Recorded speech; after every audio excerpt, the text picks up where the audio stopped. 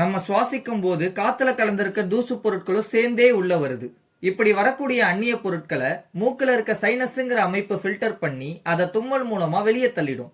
ஒரு தும்மலுடைய வேகம் சராசரியா 150 கிலோமீட்டர் பெர் அவருக்கு மேல இருக்குன்னு அறிவியலாளர்கள் சொல்றாங்க.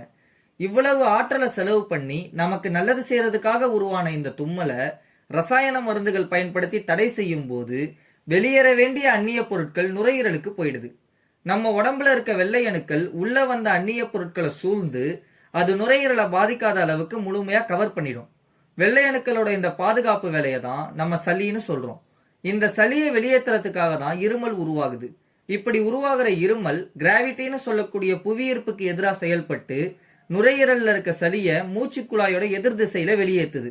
இப்போ திரும்பவும் ரசாயன மருந்துகளை பயன்படுத்தி இருமலை நிறுத்திட்டோம்னா லிக்விட் ஃபார்ம்ல இருக்க சளி காஞ்சி ட்ரை ஃபார்முக்கு மாறிடும். இந்த சமயத்துல தான் வறட்டு இருமல் ஏற்படுது.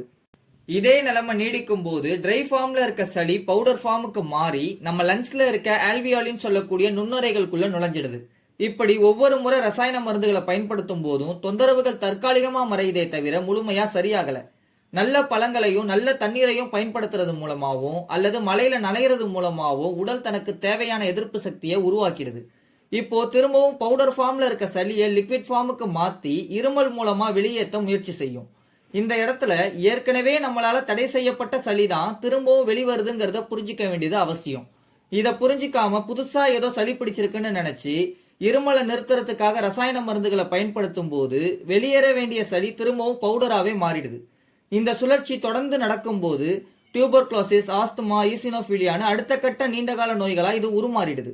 அப்போ சாதாரண சளியா இருக்கும் போதே இதை வெளியேற அனுமதிச்சிட்டோம்னா அடுத்தடுத்த தொந்தரவுகளுக்கும் வேலை இருக்காது, நீண்டகால நோய்களும் உருவாகாது.